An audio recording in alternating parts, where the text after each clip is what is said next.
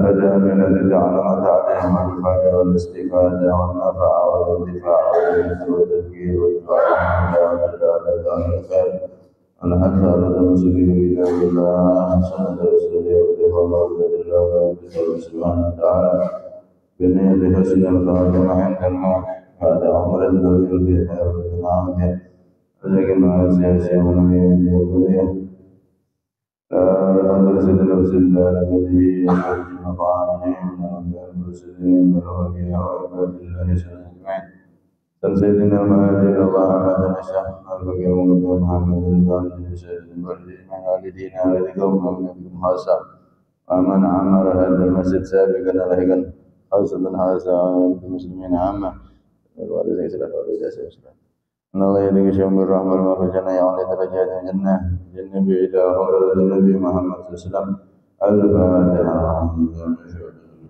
بسم الله الرحمن الرحيم الرحمن الرحيم مالك يوم الدين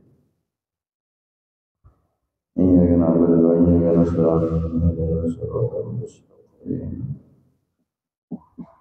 صراط الذين أنعمت عليهم غير المغضوب عليهم ولا الضالين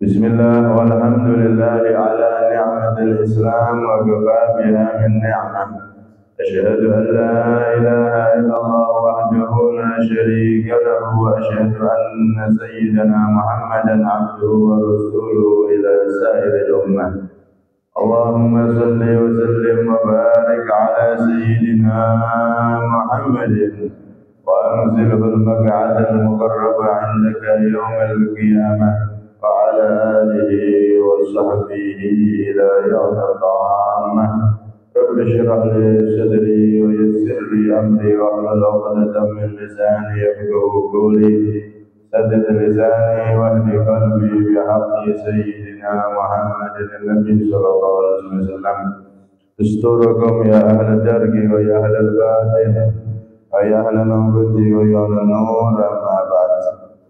Hadirin jamaah semuanya yang dirahmati oleh Allah Subhanahu wa taala, alhamdulillah.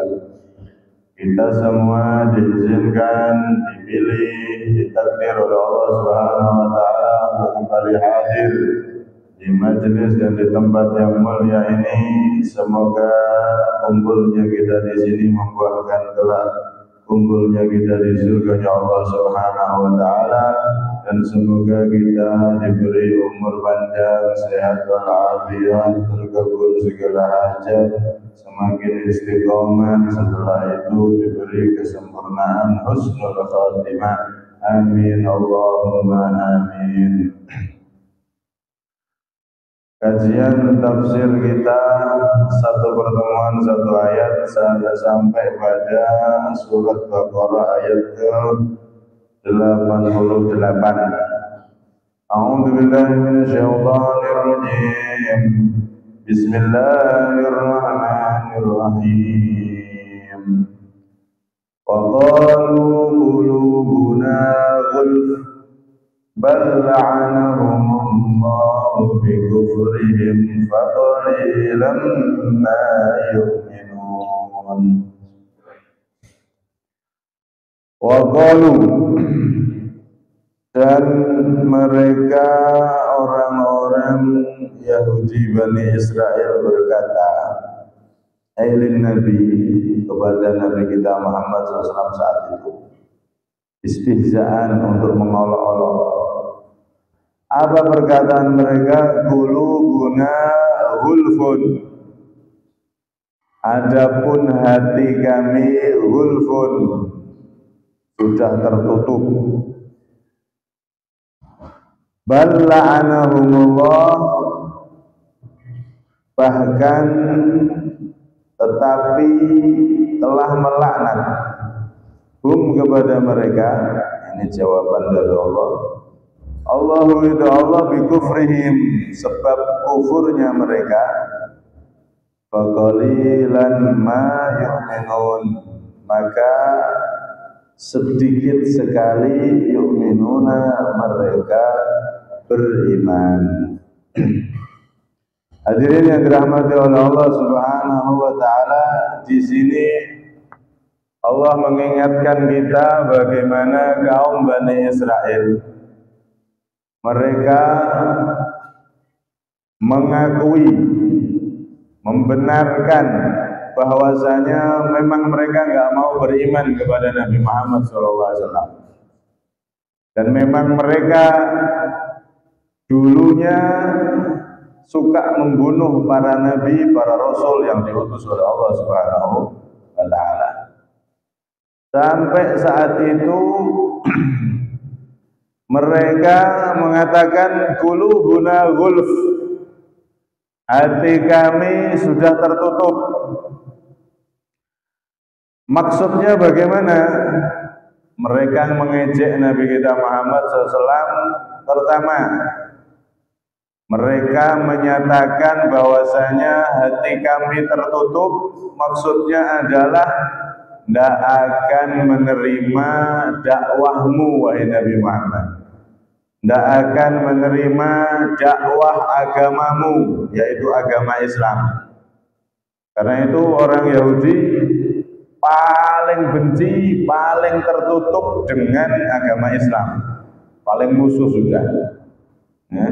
Wangel ngelebokno Yahudi mlebu Islam niku nyadarno wangel. Karena mereka memang doktrinnya sudah qulubuna ghulf, hati kami tertutup dari dakwah Islam. Ini yang pertama. Yang kedua, qulubuna ghulf, doktrin mereka ini maksudnya adalah menurut Imam Al-Asam an ba'dihim, dari sebagian ulama, hati mereka tertutup dengan ilmu karena sudah penuh dengan pengetahuan dan ilmu, sehingga enggak membutuhkan lagi ilmu yang dibawa oleh Nabi Muhammad SAW. Jadi mereka merasa lebih alim, mereka merasa lebih berilmu dari Nabi akhir zaman, Nabi Muhammad SAW. Kenapa? Karena mereka megang Taurat, mereka merasa nabi-nabi mereka banyak dan seterusnya. Jadi mereka menyombongkan diri, merasa sudah alim, tidak perlu lagi ilmunya Nabi SAW. Yang ketiga, doktrin mereka ini bermakna hati kami tertutup, artinya sama sekali enggak membenarkan apa yang disampaikan oleh Nabi Muhammad SAW.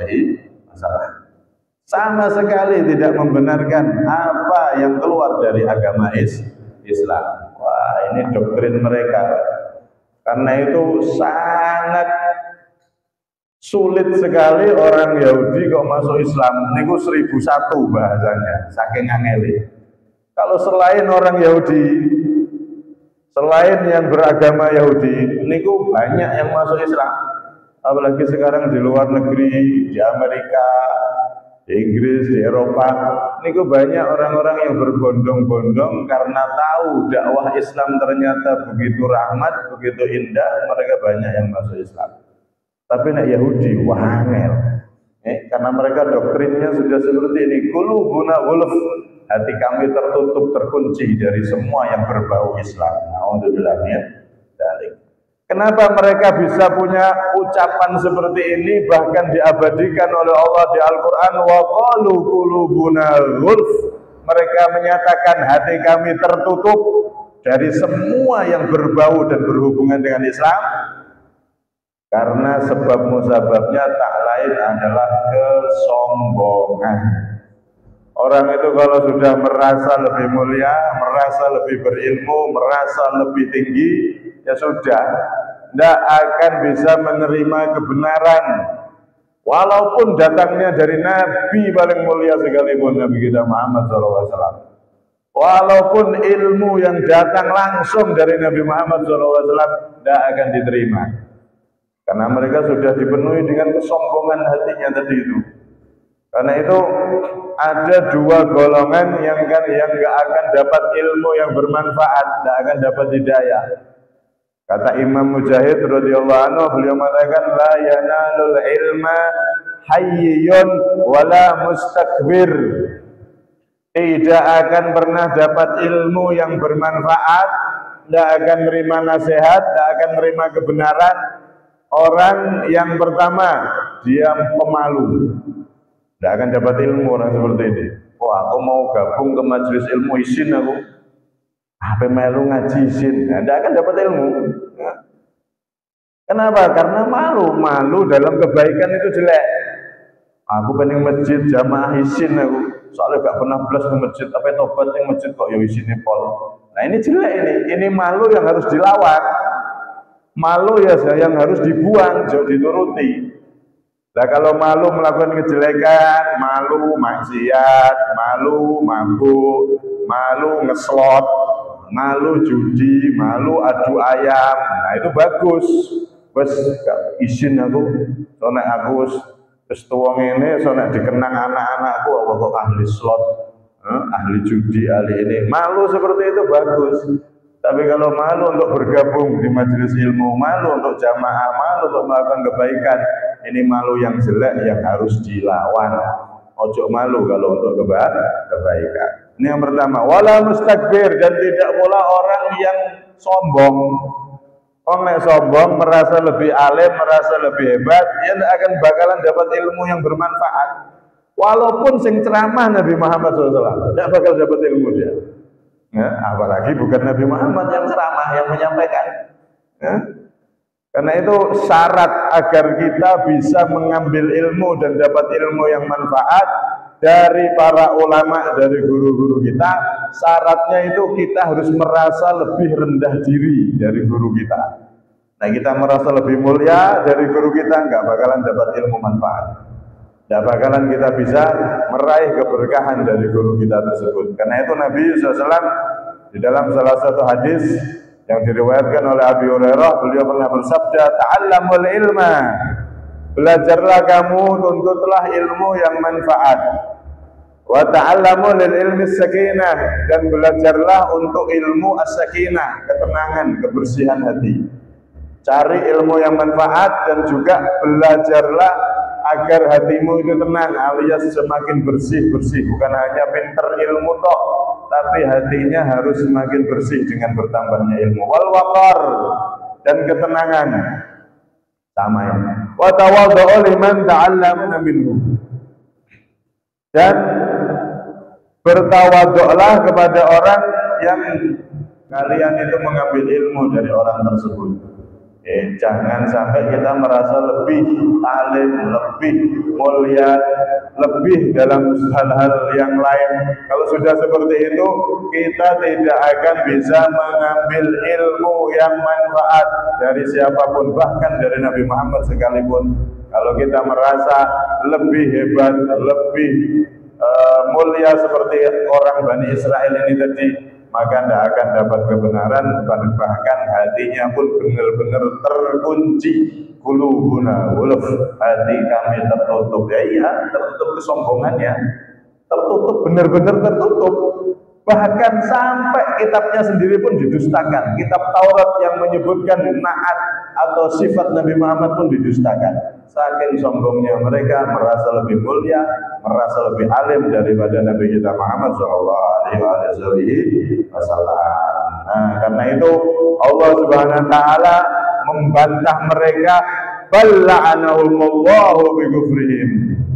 Bukan hati mereka itu tertutup karena mereka tutup, tapi Allah yang melaknat mereka sebab kekufuran mereka. Allah yang menutup hati mereka.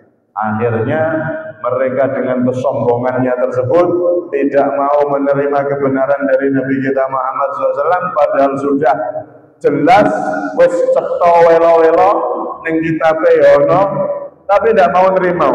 Maka mereka pun dilaknat oleh Allah Subhanahu wa Ta'ala. Dilaknat. Laknat itu apa? At-tardu min rahmatillah. Laknat itu dijauhkan dari rahmatnya Allah Subhanahu wa Ta'ala. Tidak ada yang bisa menjauhkan dari rahmat Allah kecuali Allah. Tidak ada yang bisa menjauhkan dari rahmat Allah kecuali Allah. Cuman Allah itu tidak akan menjauhkan hambanya dari rahmatnya, alias melaknat hambanya, kecuali karena ulah dari hamba tersebut. Ya gara-gara hamba-hamba tersebut yang mana mereka melakukan pelanggaran-pelanggaran, akhirnya lama-kelamaan Allah pun murka dan melaknat mereka. Waliyadzubillah min dzalik.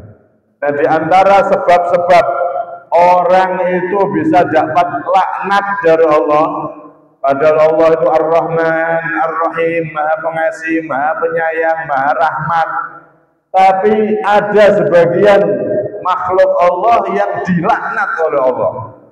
Bukan karena Allah yang melaknat mereka langsung, enggak, tapi karena memang perbuatan mereka sendiri. Mereka yang berulah, apa saja itu yang bisa menjadikan dilaknat oleh Allah? Maka sebagaimana diterangkan oleh Asy-Syaikh Sya'rawi, itu ada beberapa hal. Yang pertama, bikufrihim, kufurnya mereka. Orang yang selalu mengkufuri nikmat Allah.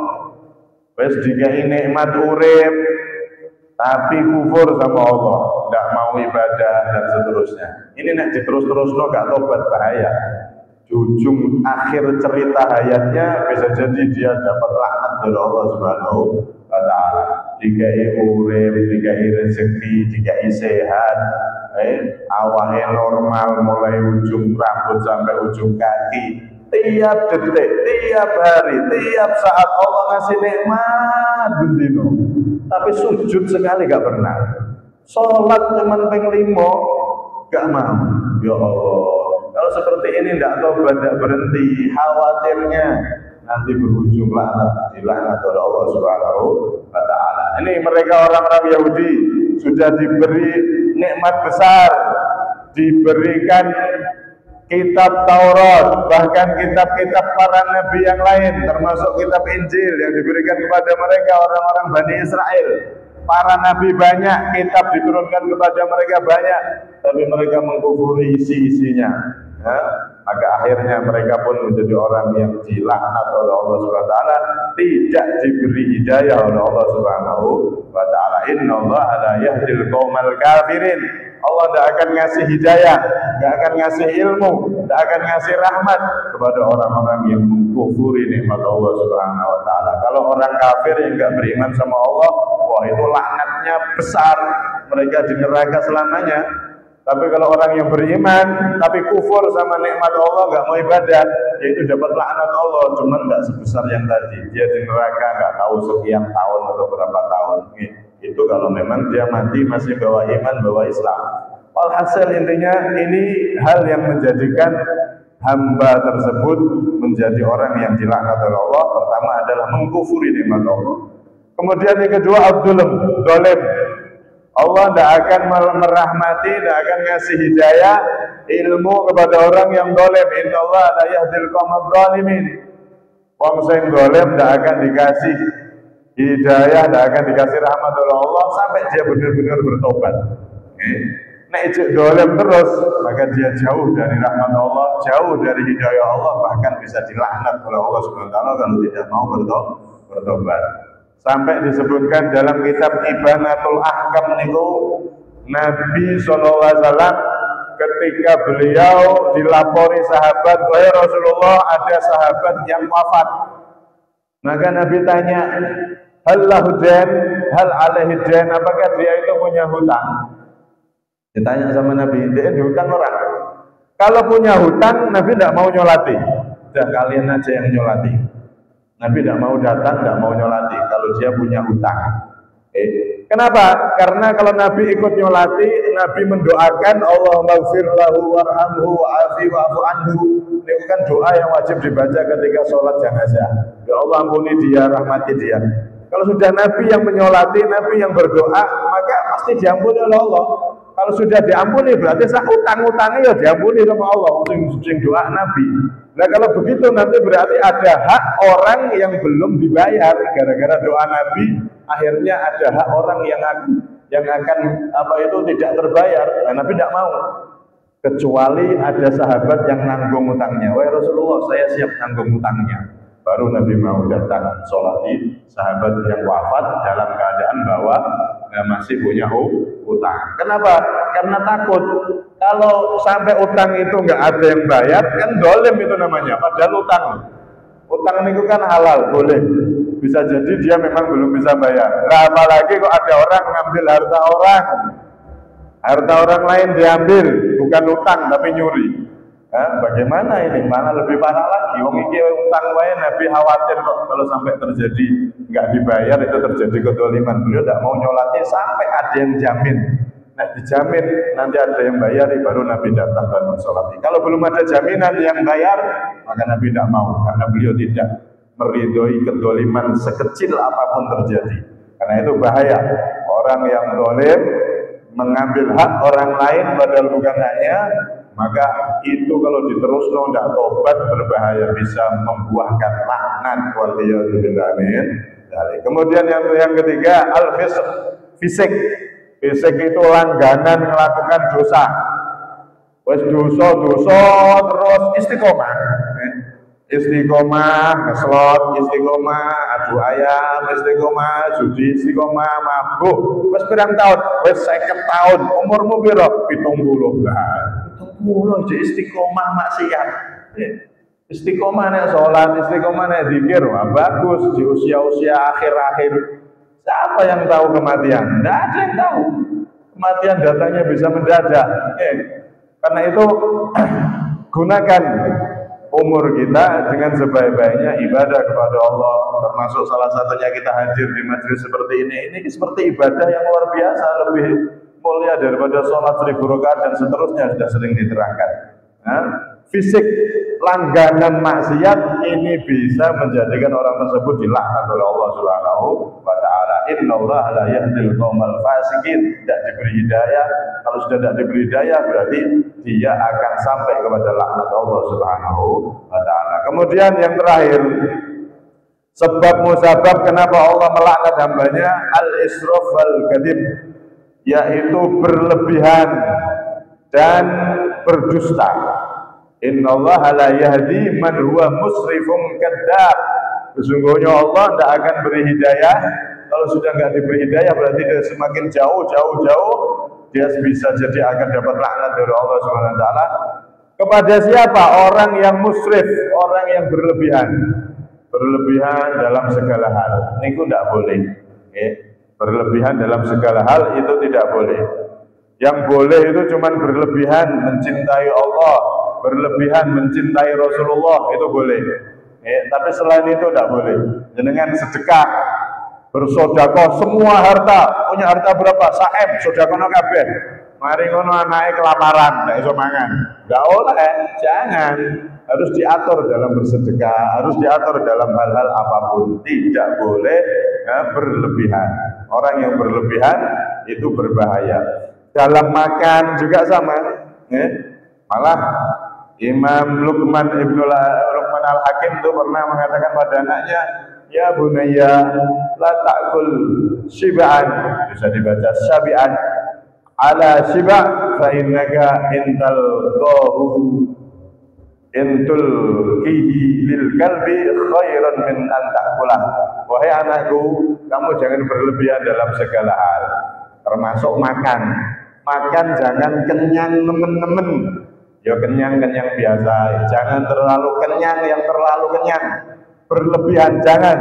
Sesungguhnya makanan itu kamu buang, kamu berikan kepada anjing, itu lebih baik daripada kamu makan kekenyangan. Mangan nek berlebihan sampai kekenyangan. Asale wetenge cilik jadi gowede kok magicom. Mangan wareg betina. Maka itu jelek, berlebihan seperti itu jelek dalam segala hal, dan berlebihan ini bisa membuahkan dilaknat, dijauhkan dari rahmatnya Allah Subhanahu wa taala. Kemudian wal kadzib, dusta. Dusta ini juga sama. Jangan sering-sering kita jadi orang yang suka berbohong. Ini semua bisa menjadikan orang itu jauh dari Allah, bahkan termasuk kategori orang-orang yang mendapatkan laknat dari Allah Subhanahu wa taala. Sahabat pernah bertanya, "Ya Rasulullah, hal yasnil mu'min?" Wahai Rasulullah, orang mukmin itu apakah bisa jatuh dalam maksiat, dia bisa berzina? Nabi menjawab, qad yakunu dzalik, ya, orang mukmin kadang-kadang karena nafsunya dia bisa berzina. Bisa jadi zina.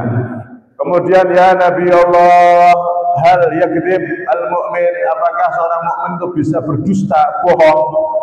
Mukmin itu suka bohong apa enggak wahai Nabi? Lah, enggak. Nek wong mukmin enggak suka bohong. Kalau maksiat bisa jadi dia mungkin bisa melakukan dosa kecil ataupun dosa besar karena dia belum kuat menahan nafsunya, tapi dia bisa tobat, dia masih ada kemungkinan tobat. Tapi kalau dusta, bohong, hoak, nah, orang mukmin tidak suka hoak. Orang mukmin akan jujur dalam perkataannya, tidak mau melakukan kebohongan. Nah, ini karena kebohongan bisa berbahaya, bisa membuahkan kalau tidak berhenti bisa membuahkan laknat dari Allah Subhanahu wa taala, alias dijauhkan dari rahmatnya Allah Subhanahu wa taala. Sampai-sampai ulama itu ngomong, Asy-Sya'rawi niku ngomong, wong niku nek pengin entuk laknat Gusti Allah ya lakon ngono iki gitu. Kufur nikmat, dolim, terus fasik, langgaran maksiat, terus berlebihan, dusta. Udah lakon ngono nek pengin entuk laknat dari Allah Subhanahu wa taala. Nah, karena itu jangan laknat atau dilaknat Gusti Allah. Wah, ya ngeri. Nah, kalau sudah dilaknat oleh Allah, jauh dari rahmat Allah, ya berarti kita akan jadi orang yang celaka. Alhamdulillah min dzalik. Karena itu mereka divonis oleh Allah faqalilan ma yu'minun. Dalam akhir ayat ini, mereka gara-gara kufurnya mereka terhadap Nabi Muhammad SAW, orang-orang Bani Israel itu, maka faqalilan ma yu'minun, sedikit sekali mereka mau beriman.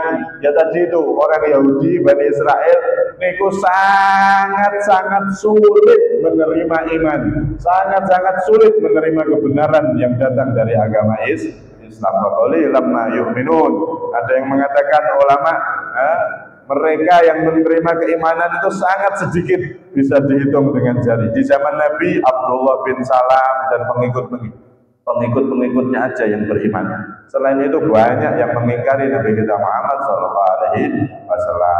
Walhasil intinya, kesimpulan pertama,